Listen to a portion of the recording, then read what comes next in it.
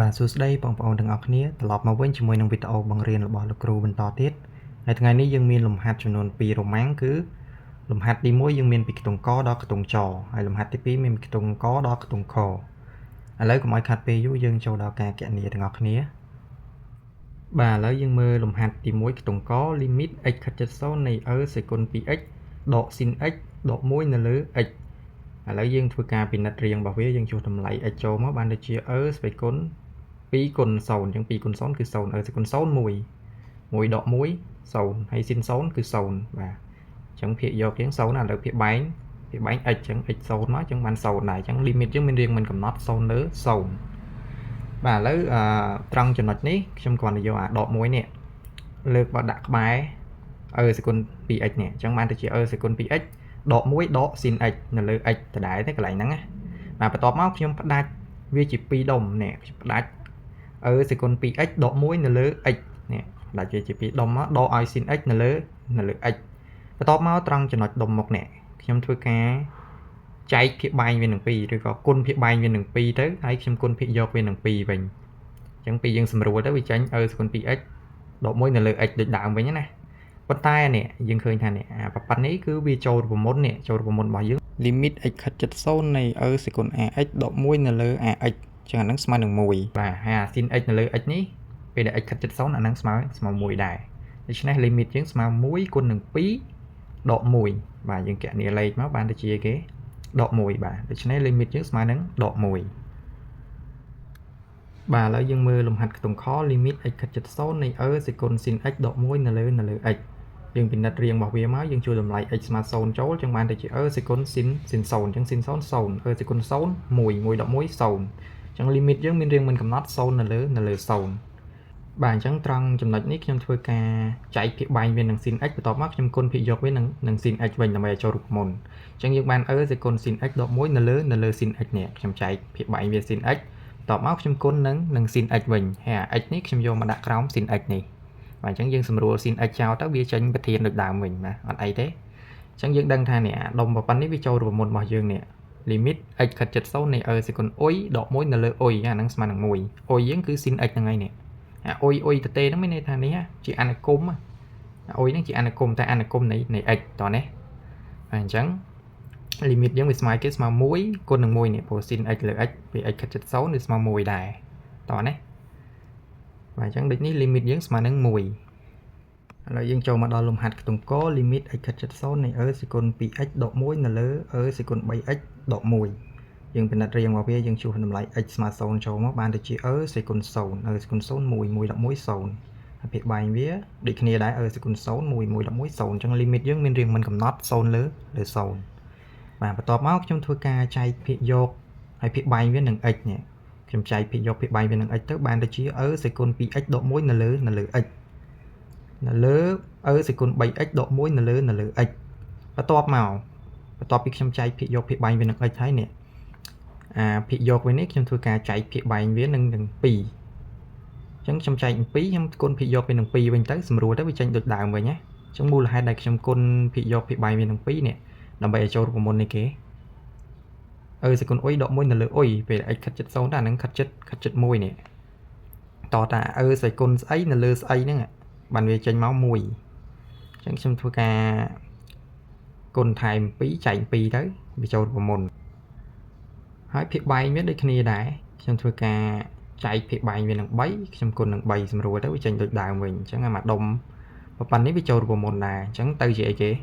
នេះប៉ុណ្នេះចូលរូបមន្តស្មើ1អញ្ចឹង1គុណនឹង2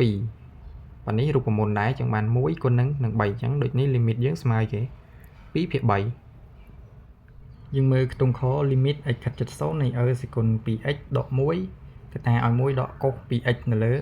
x គីបបាទយើងពិនិត្យរៀងរបស់វាមកទៅជាសេគុណ0សេគុណ0 1 1ដក1 0អញ្ចឹង0គុណនឹងប៉ុណ្ណេះហើយទៅ0នៅលើ0គីបអញ្ចឹង0គីប0អញ្ចឹង limit យើងមានរៀងមិនកំណត់0លើ0បាទអញ្ចឹងចំពោះx គីបនេះខ្ញុំអាចស្រេវាទៅជា x គុណឲ្យ x ការ៉េបានណាហើយភាគយកវានេះខ្ញុំបែកវាជា2ដុំនេះជា2ផលគុណបានទៅជាសេគុណ 2x ដក1នៅលើ x នេះខ្ញុំអាចសរសេរអញ្ចឹងបានគុណឲ្យ1ដកកុស 2x នៅលើ x គីបនៅលើ x ការ៉េនេះ ប៉ុន្តែអាមួយដកកុស 2x នេះវាស្មើគេអានឹងរូបមន្តយើងវាស្មើ2សនីការ៉េ x តោះណាត់នេះអញ្ចឹងបានខ្ញុំសេបានថា2សនីការ៉េ x បន្ទាប់មកទៀតអាដុំមុខនេះខ្ញុំធ្វើការគុណភាគបែងវានឹង2ហើយខ្ញុំគុណភាគយកវានឹង2ទៅដើម្បីឲ្យចូលរូបមន្ត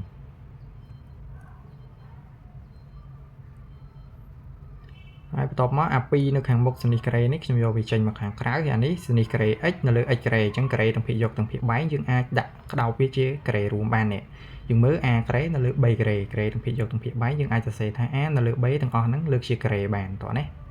បន្ទាប់មកអាម្ដុំប៉ុណ្ណេះវាចូលរូបមន្តស្មើគេស្មើ1តាមរូបមន្តយើងខាងលើមិញណាអញ្ចឹងបាន1គុណនឹង2គុណនឹង2គុណឲ្យ1ការ៉េនេះ sin x លើ x ពេល x ខិតជិត0នឹងស្មើ1អញ្ចឹងបាន1ការ៉េនេះព្រោះវាលើកជាការ៉េហើយយើងគុណមកឃើញ4បាទអញ្ចឹងដូចនេះ limit យើងស្មើ4ចូលមកដល់ limit ខ្ទង់ង limit x ខិតជិត0នៃ សេគុណ sin x បូក sin 2x ដក1នៅលើ sin x បាទយើងជួសតម្លៃ x ស្មើ0ចូលសេគុណ sin 0អញ្ចឹង sin 0 0សេគុណ0 1 1ដក1 0ហើយ sin 0 0អញ្ចឹង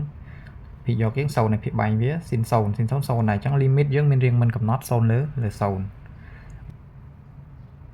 បាទអញ្ចឹងត្រង់ចំណុចនេះខ្ញុំយកដក1នេះបោះមកចិត្តសេគុណ sin x អញ្ចឹងបានទៅជាសេគុណ sin x ដក1បូកឲ្យ sin 2x នៅលើ sin x បន្ទាប់មកខ្ញុំផ្ដាច់វាជា2ខ្ញុំផ្ដាច់វាជា2ដុំមកចឹងបានទៅជាសេគុណ sin x ដក1នៅលើ sin x បូក sin 2x នៅលើ sin x តោះណាចឹងអាម្ដុំប៉ុណ្ណេះវាចូលរូបមន្តតែយើងទុកវាសិនទៅឬក៏យើងអាចជំនួសឲ្យហើយក៏បានដែរ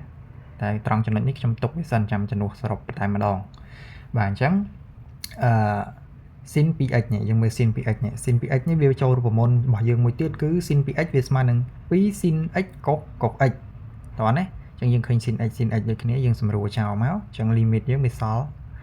សេគុណ sin x ដក1នៅលើ sin x បូកឲ្យ2កុស x នេះដោយសារ sin x យើងសម្រួលចោលហើយអញ្ចឹងវាសល់2កុស x តោះណាអញ្ចឹងយើងជំនួសធម្មតាមកនេះអានេះចូលរូបមន្តប៉ុណ្នេះស្មើ1សេគុណអុយដក1លើអុយ x ខិតជិត0និងខិតជិត1អញ្ចឹងស្មើ1បូកឲ្យ2កុស0អញ្ចឹងកុស0 1 2គុណ1គឺ2អញ្ចឹងបាន2បូក1ស្មើនឹង3យើងមើលលំហាត់ខ្ទង់ច limit x ខិតជិត0នៃសេគុណ 2x ដកសេគុណដក 2x នៅលើ sin 2x បាទយើងជួយតម្លៃ x ស្មើ0ចូលអញ្ចឹងអានេះបានទៅជាសេគុណ0ដកសេគុណ0អញ្ចឹង0ហើយលើ sin 0អញ្ចឹង sin 0 0អញ្ចឹង limit យើងមានរៀងមិនកំណត់0លើ0បាទអញ្ចឹងត្រង់ចំណុចនេះខ្ញុំធ្វើការចាប់សេគុណដក 2x ជាកតាមកអញ្ចឹងខ្ញុំចាប់សេគុណដក 2x មកអានេះបានទៅជាសេគុណ 4x វិញនេះអានេះទៅជាសេគុណ 4x មូលហេតុនៅពេលដែលយើងគុណនេះបញ្ចូលវិញនេះគុណបញ្ចូលវិញមកបានទៅជាគេ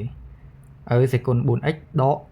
2x អញ្ចឹងវាបានសេគុណ 2x ដូចដើមវិញនេះរូបមន្តវាគឺសេគុណ a បូក b ស្មើសេគុណ a គុណសេគុណ 3ឲ្យទៅគោលដូចគ្នាយកស្វ័យគុណវាបូកគ្នាមកតោះណាបាទអញ្ចឹងអានេះបានទៅជាសេគុណដក 2x គេតែឲ្យសេគុណ 4x ដក1នេះខ្ញុំចាប់សេគុណដក 2x ចេញហើយអញ្ចឹងអាកន្លែងហ្នឹងទៅជាដក1នៅលើ sin 2x បាទបន្ទាប់មកទៀតខ្ញុំធ្វើការចែកភាគយកភាគបែងវានឹង x នេះខ្ញុំចែកភាគយកអានេះនឹង x មកហើយចែកភាគបែងវានឹង x នេះអញ្ចឹងបានទៅជាlimit x ខិតជិត0នៃសេគុណដក 2x គុណឲ្យសេគុណ 4x ដក1នៅលើ x នេះខ្ញុំចែកវានឹង x នៅលើ sin 2x នៅលើ x បន្ទាប់មកទៀតខ្ញុំធ្វើការសេរីថែមថយភាគយកនេះខ្ញុំដាក់ភាគបែងវា4បន្ទាប់មកខ្ញុំគុណភាគយកវានឹង4វិញដើម្បីឲ្យចូលរូបមន្តនេះយើងមើលស្អីគុណលើនេះមានលេខ4អញ្ចឹងភាគបែងយើងមិញមានតែ x ទេអញ្ចឹងយើងត្រូវថែមលេខ4ថែម4គុណភាគយក4វិញទៅសម្រួលទៅចេញដូចដើមវិញហើយចំពោះភាគបែងនេះវិញ sin 2x វិញមិញយើងមានតែ sin 2x នៅលើ x តែនេះវាមានលេខ2នេះកន្លែង sin នេះក្នុង sin នេះមានលេខ2អញ្ចឹងត្រូវថែមភាគបែងវាឲ្យមានលេខ2ដែរអញ្ចឹងយើងថែមលេខ2មកថែម2យើងគុណភាគយកវានឹង2វិញសម្រួលទៅចេញដូចដើមវិញណាតោះនេះអញ្ចឹងអាកន្លែងហ្នឹងនេះម្ដុំប៉ុណ្ណេះវាចូលរូបមន្តស្មើ1ហើយភាគបែងវាម្ដុំប៉ុណ្ណេះវាចូលរូបមន្តស្មើ1ដែរតោះនេះអញ្ចឹងយើងជួសតម្លៃធម្មតាមកបានទៅជាសេគុណ0នេះជួស x ស្មើ0ចូលទៅជាសេគុណ0គុណនឹង1នេះប៉ុណ្ណេះចូលរូបមន្តស្មើ1គុណនឹង4នៅលើ1គុណនឹង2នេះប៉ុណ្ណេះ1គុណនឹង2អញ្ចឹងយើងសម្រួលមកបាននេះគេ4លើ2សម្រួលមកបាន2អញ្ចឹងដូចនេះ limit យើងស្មើ2បាទឥឡូវយើងចូលមកដល់លំហាត់រ៉ូម៉ាំងទី2យើងមើលខ្ទង់ក limit x ខិតជិត1នៃ1ដក x នៅលើ សេគុណ x ដក យើងពិនិត្យរៀងរបស់វាយើងជួតម្លៃ x ស្មើ1ចូលមកចឹងបានទៅជា1ដក1 1ដក1 0 សេគុណ1ដក ចឹង0ណាអញ្ចឹង limit យើងមានរៀងមិនកំណត់0លើ0ប៉ុន្តែយើងដឹងថាគេរូបមន្តយើងមានតែ limit x ខិតជិត0ទេតែឥឡូវវាខិតជិត1អញ្ចឹងយើងអត់អាចធ្វើបានភ្លាមទេយើងត្រូវតាំងវាឲ្យទៅជា limit ថ្មីដែលខិតជិត0អញ្ចឹងកតាដែលធ្វើឲ្យវាខិតជិត0គឺអីគេនេះ x ដក1តោះណា x ខិតជិត1អញ្ចឹងកតាដែលធ្វើឲ្យវាស្មើ0គឺ x ដក1អញ្ចឹងយើងតាំងមកតាំងអក្សរអីតាំងនេះឥឡូវគ្រូតាំងអក្សរអុយអញ្ចឹងខ្ញុំតាំងអុយស្មើ x ដក1អញ្ចឹងយើងទាញរក x មកយើងបោះដក1មកខាងនេះមកអញ្ចឹងបានទៅជា x ស្មើអុយបូក1អញ្ចឹងយើងថាបើ x ខិតជិត1នេះបើ x ខិតជិត1នោះអុយខិតជិត0មិនអញ្ចឹងនេះ x ខិតជិត1យើងជួស x ស្មើ1មកនេះបាន1ដក1មិន0អញ្ចឹងអុយខិតជិត0តោះណាអញ្ចឹងគេបានអា limit នេះ limit ខាងលើនេះវាទៅជា limit ថ្មីមួយទៅជាប់អនុគមនៃអុយឡើងជាប់អនុគមនៃ x នេះព្រោះយើងតាំងវាស្មើអុយអញ្ចឹងទៅជាអនុគមនៃអុយអញ្ចឹង limit អុយខិតជិត0នៃ1ដក x នេះដក x តែ x ជាងស្មើអុយបូក1អញ្ចឹងអុយបូក1នៅលើសេគុណ x តែ x ជាងអុយបូក1អញ្ចឹងទៅជាសេគុណអុយបូក1ដកកន្លែងណាមាន x យើងជួសដោយអុយបូក1តោះណាបន្ទាប់មកទៀតអានេះគុណសញ្ញាបញ្ចូលមកបានដូចជា1ដកអុយដក1អញ្ចឹង1ដក1អស់អញ្ចឹងសល់ដកអុយតោះណាហើយភាគបែងវាយើងចាប់សេគុណសេគុណ1ចេញមកឬក៏ចាប់ទៅទេមកចាប់ចេញមកបានដូចជាកតាឲ្យសេគុណអុយដក1តោះណាបន្ទាប់មកទៀតខ្ញុំយកដក1លើនេះចេញព្រោះវាអត់ពាក់ព័ន្ធមួយ limit ទេវាជាចំនួនថៃអាហ្នឹងអញ្ចឹងយកវាមកចេញក្រៅ limit អញ្ចឹងបានដក1លើ limit អុយខិតជិត0នៃអុយទៅលើសេគុណអុយដក1យើងមើលអញ្ចឹងអានេះគឺចូលរូបមន្តនេះ limit x ខិតជិត0នៃសេគុណ x ដក1នៅលើ x អាហ្នឹងស្មើ limit x ខិតជិត0នៃ x នៅលើសេគុណ x ដក1អញ្ចឹងអាហ្នឹងស្មើ1តោះណាអញ្ចឹងបានស្មើដក1លើគុណនឹង1អញ្ចឹងបានស្មើដក1នៅលើអញ្ចឹងដូចនេះ limit យើងស្មើដក1លើយើងមើលខ្ទង់ខ limit x ខិតជិត1នៃសេគុណ x ការ៉េដកសេគុណ x នៅលើ x ការ៉េដក1យើងជួនតម្លៃ x ដោយលេខ1ចូលក្នុងអនុគមយើងមកទៅជាសេគុណ1ដកសេគុណ1អញ្ចឹង0នៅលើ1ដក1 0អញ្ចឹង limit យើងមានរៀងមិនកំណត់0លើ0បាទអញ្ចឹងយើងដឹងហើយ limit យើងវារូបមន្តវាមានតែអីគេ x ខិតជិត0ណាឥឡូវ x ខិតជិត1អញ្ចឹងយើងត្រូវតាំងអថេថ្មីមួយឲ្យវាខិតជិត0អញ្ចឹងកតាដែលធ្វើឲ្យវាស្មើ0គឺ x ដក1នេះដោយសារ x ខិតជិត1អញ្ចឹងកតាដែលធ្វើឲ្យវាស្មើ0គឺ x ដក1បើសិនជាកន្លែងហ្នឹង x ខិតជិត2កតាដែលធ្វើឲ្យវាស្មើ0គឺ x ដក2យើងតាំងតេស្មើ x ដក2អញ្ចឹងទៅតែនេះដោយសារ x ខិតជិត1អញ្ចឹងគ្រូតាំងតេស្មើ x ដក1នេះអាឡៃយើងតាំងនេះយើងចង់តាំងអក្សរឲ្យតាំងទៅអុយតេវ័យយើងចង់តាំងឲ្យតាំងទៅណាសំខាន់ស្មើ x ដក1អញ្ចឹងយើងទាញរក x មកបោះដក1មកខាងនេះមកបានទៅជា x ស្មើតេបូក1ហើយបើ x ខិតជិត1នេះបើ x នេះខិតជិត1នោះតេខិតជិត0យើងជួស x ស្មើ1ចូលមកតេមិនខិតជិត0មែនទេអញ្ចឹងគេបានអា limit នេះទៅជា limit ថ្មីមួយជាប់អថេតេជាអនុគមនេះតេនេះសិតថាថេតេទាំងអស់ឡើងទៅជាអថេ x ហើយអញ្ចឹងទៅជា limit តេខិតជិត0នៃសេគុណតេបូក1លើកជាការ៉េដកសេគុណតេបូក1នៅលើតេបូក1លើកជាការ៉េដក1ហ្នឹងណាបន្ទាប់មកទៀតយើងធ្វើការបំបែករូបមន្តមកនេះអាស្វ័យគុណនេះតេបូក1លើកជាការ៉េមិនចូលរូបមន្តនេះគេaបូកbលើកជាការ៉េវាស្មើគេ a ការ៉េបូក 2ab បូក b ការ៉េវាមិនបានតេការ៉េបូក 2t បូក1ដកឲ្យសេគុណតេបូក1ហើយខាងក្រោមនេះដូចគ្នាដែរ a បូក b លើកជាការ៉េវាបានតេការ៉េបូក 2t បូក1នេះដក1បាទហើយចំពោះភាគយកនេះយើងឃើញអីគេកតុយមួយដូចគ្នានេះយើងអាចចាប់ជាកតាមកនេះចាប់ជាកតាមកវាសល់សេគុណតេការ៉េបូក 2t ដកឲ្យសេគុណតេតោះណានៅលើតេការ៉េបូក 2t នេះ1ដក1អស់ហើយអញ្ចឹងសល់តេការ៉េបូក2បន្ទាប់មកទៀតខ្ញុំធ្វើការបន្ថែមបន្ថយតួនេះខ្ញុំយកចេញខាងក្រៅ limit នេះយកចេញមកខាងក្រៅ limit មកព្រោះអាហ្នឹងវាជាចំនួនថេទេហើយដល់ពេលកន្លែងនេះខាងក្នុងនេះខ្ញុំធ្វើការថែមដក1បូក1អញ្ចឹងដក1បូក1ពេលយើងស៊ីសងទៅចេញប៉ុណ្ណេះវិញចេញប៉ុណ្ណេះវិញអ chẳng trong time đọ mùi bột mùi máu hay trong chập sẽ nhạt đọ tránh máu bàn được chia sẽ còn tê cái đấy bột pi tế đọ mùi đọ ai sẽ còn tế đọ mùi này trong đạo vùng cái chọn chơi tới vì tranh sẽ nhạt đọ lại một mùi nhé và con bạt vùng cái chọn với tay chia kìa đọ sẽ còn tế bột mùi về nhà đọ mũi bột mùi được đạo vậy nhé và to bị ban và pan năng hải nhưng phát đạt bây giờ bị đồng này phát đạt cho mặt đồng đấy mặt đồng ní mặt đồng chẳng ban được chia sẽ còn tay cái đấy bột pí đọ mũi là lơ tay cái đấy bột pì đọ áo sẽ còn tế đọ mũi là lơ tay cái đấy bột pì tề bàn tay trong chập tề chỉ cái tà máu nơi sò cái tế cái tà ở tế bột pì to lắm bên tọp một tiệt anh ấy nơi ta đại nè limit này tay khách chất xấu này mà đồng một phần đấy viên smile kì limit này ôi đọ mũi là lơ ôi khách chất xấu nè nó mình smile mũi đó nó nè smile mũi đọ áo này hay limit này mà đồng một phần này đồng một phần ấy vì mình smile mũi đài nè tay khách chất xấu năng smile mũi đài bàn mũi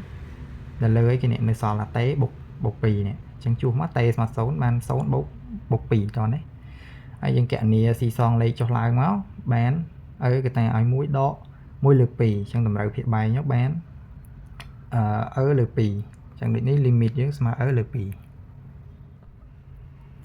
lấy dương mơ lồng hạt tổng có limit x khách chất số này 5 sẽ còn x đọ 4 sẽ còn x là lơ x cái đọ x dân thôi ca bản đặt riêng bảo viết dân chu đầm lại x châu máu ban 5 sẽ còn 6 mùi đọ 4 sẽ còn 6 mùi đại trong mùi đọ mũi sồn này sồn đọ sồn những sồn đọ sồn chẳng limit viết mình riêng mình cầm nót sồn nữa để sồn bà chẳng trong nâng thôi ca time thói đầm bay x châu được một môn chẳng trong thôi ca time thói phía dọc nè trong time thói đọ mũi bột mùi vàต่อไป time ทอยย้ายខ្ញុំផ្ដាច់ VGP មកแล้วភាគ3នេះខ្ញុំចាប់ x វាជាកតាទៅនេះចាប់ x ទៅវានៅសល់ x កតាឲ្យ x ដក1បន្ទាប់មកខ្ញុំផ្ដាច់ VGP នេះខ្ញុំផ្ដាច់ដុំនេះមកដុំនេះត្រឹមនេះមកដុំជាមួយនឹងប៉ុននេះមកដុំខ្ញុំបានទៅជា 5x ដក1នៅលើ x កតា x ដក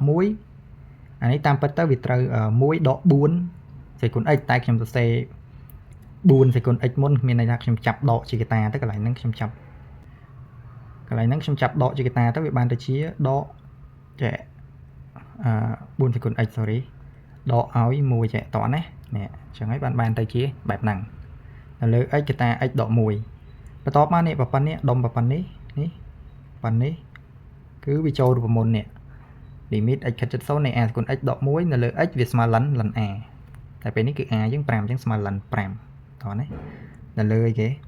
0ដក1នេះ x 0អញ្ចឹង0ដក1ដកឲ្យប៉ុណ្នេះដូចគ្នាដែរនេះចូលរួមមុនរបស់យើងអញ្ចឹងស្មើលន4អញ្ចឹង0នៅលើ0ដក1យើងគណនាលេខទៅឃើញអីគេអានេះដកលន5នេះដកលន5បូកលន4អញ្ចឹងខ្ញុំអាចទៅសេថាលន4ដកលន5វិញបានណាហើយយើងមានរូបមន្តមួយទៀតគឺលន a ដកលន b វាស្មើលន a លើ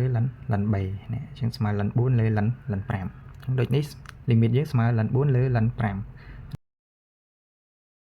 មើលលំហាត់ខ្ទង់ខ limit x ខិតជិត0នៃ8សេគុណ x ដក7សេគុណ x នៅលើ6សេគុណ x ដក5សេគុណ x យើងធ្វើការពិនិត្យរៀងមកពីយើងជួសតម្លៃ x ស្មើ0ចូលមកអញ្ចឹងយើងឃើញថាភាគយកវា0និងភាគបាញ់វាក៏0ដែរអញ្ចឹង limit ហ្នឹងមានរៀងមិនកំណត់0លើ0បាទអញ្ចឹងក្នុងការដោះស្រាយយើងគ្រាន់តែ time ថយមកយើង time ថយបូក1ដក1មកឬក៏ដក1បូក1មកហើយយើងចែកបន្ទាប់ពី time ថយយើងចែកភាគយកភាគបាញ់វានឹង x បាទអញ្ចឹងលំហាត់ហ្នឹងគ្នាយើងអាចសាករៀនធ្វើខ្លួនឯងបានហើយកុំភ្លេច comment ចម្លើយនៅខាងក្រោមបាទអរគុណជម្រាបលាជួបគ្នានៅវីដេអូក្រោយ